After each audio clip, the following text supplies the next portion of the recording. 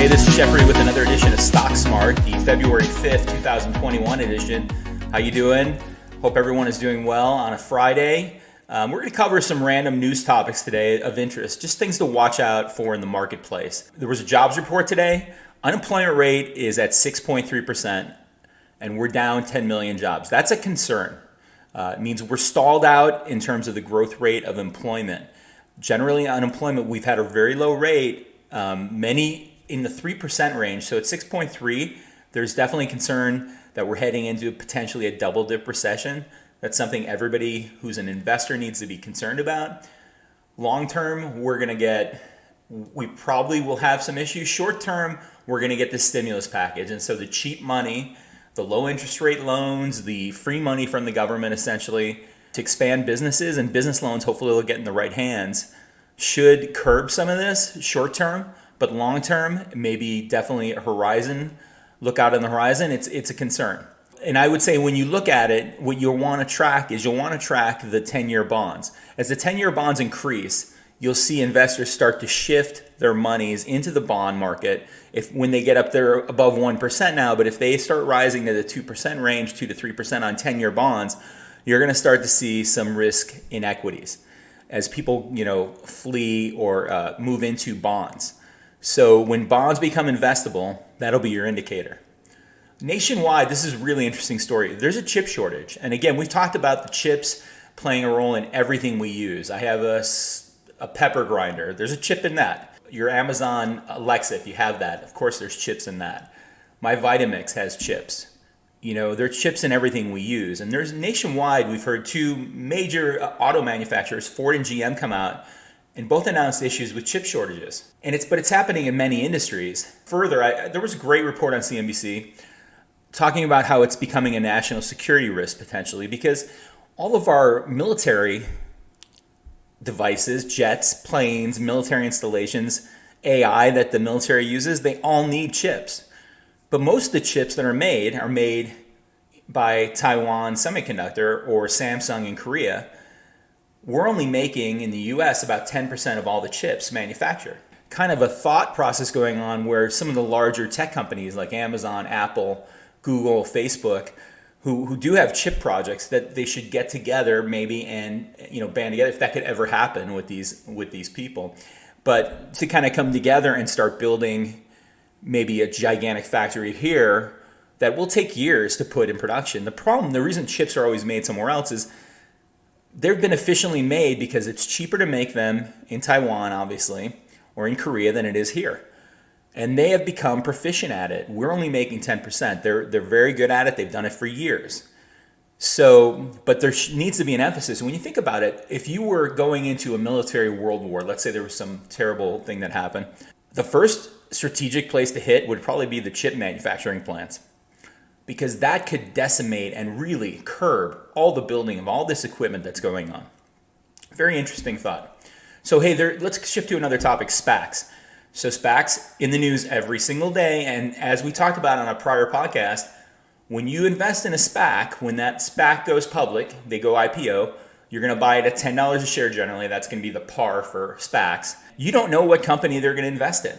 So there's one that's come into question recently, and it's Jamal Papatia's Clover. Clover has come under attack by Hindenburg Research, saying that the due diligence, which again was the question I raised on a prior podcast, was not done by Jamal Papatia, since there's so many things that have not been disclosed to investors, and the investors are at risk investing in Clover. So it's very interesting to watch, and this again is one of the major concerns. When you buy a SPAC, you're not investing essentially in any company at that point. You're investing in a company. There's another one, CCIV. The reports are that CCIV, which has raised a lot of money, is going to invest into a electric vehicle company. But that is still unknown. That's not being disclosed. That is being rumored. So when you invest in the SPAC is raising money. That's all they're doing with the intent to purchase a company. Now, Kramer, and it's interesting because now we're getting this big demand for or big rise and increase in SPACs, and what's happening is you're getting a savvy investor or an investor group, and then they're partnering with a celebrity, and the celebrity, of course, can bring notoriety and attention to the SPAC, thereby making it easier to raise money.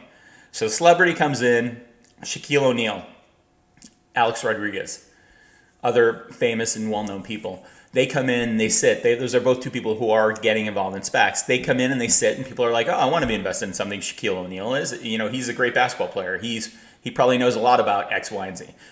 Well, they're doing it to raise money. Kramer from CNBC had a great comment. He said, I'm going to use it word for word. The newer SPACs increasingly feel like an inside joke for the super rich and a way for celebrities to monetize their reputation.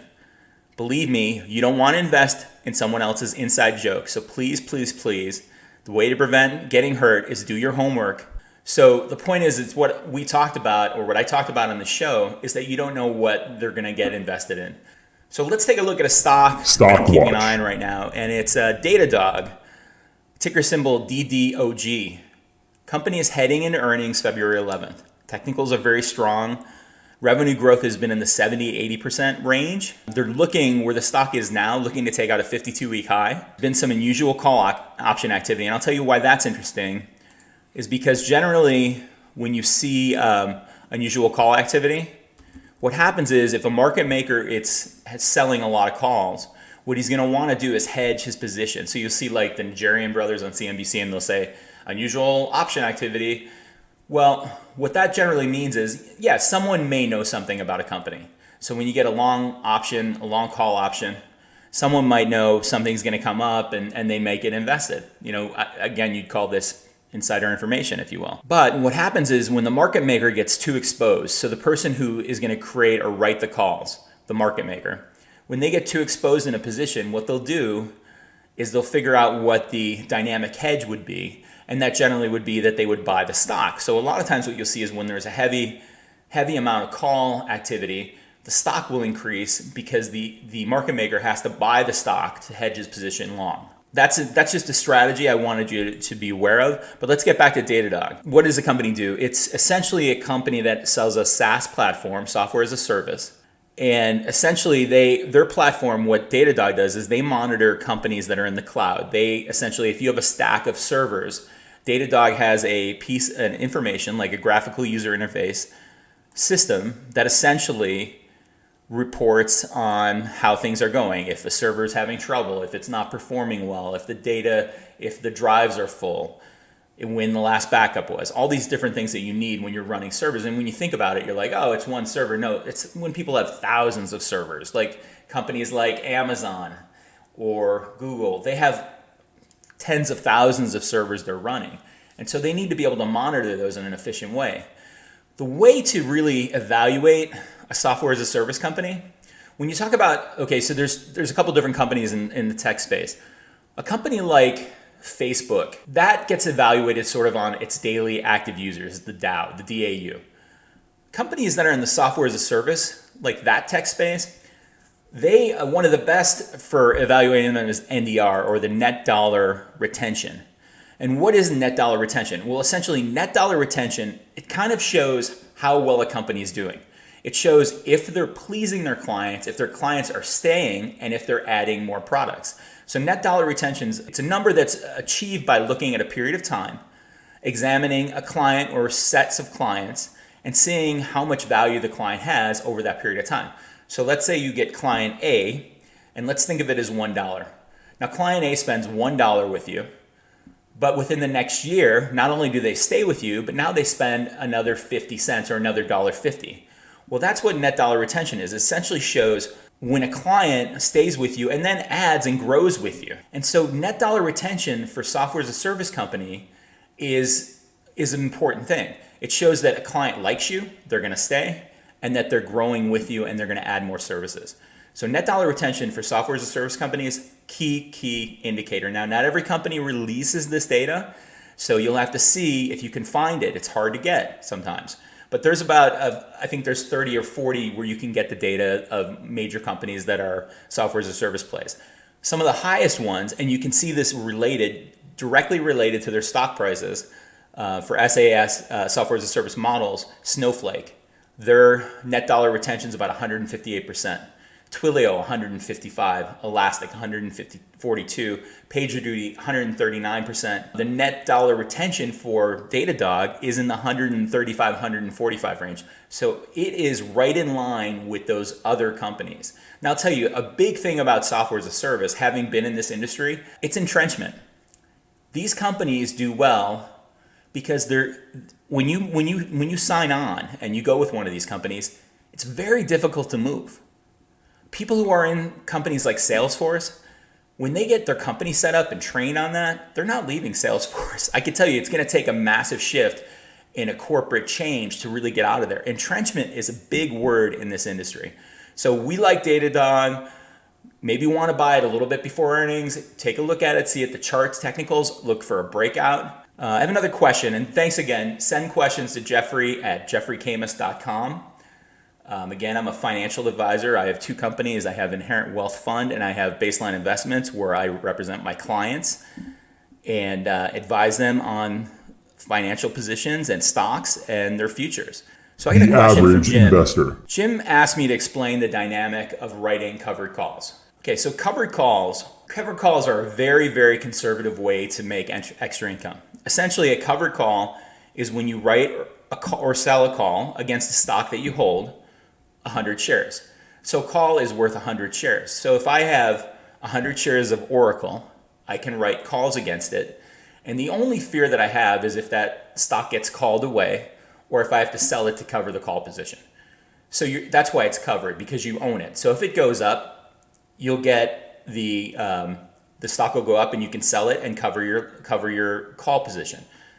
But the value comes in when you write the call, and a lot of calls, many calls, and I didn't look this up, I wish I had, it's a huge percentage of calls that expire without being in the money. And when you say in the money, it's a call, if your call is a $120 call and the stock is 121, then you're in the money. If the stock is 119, you're not in the money.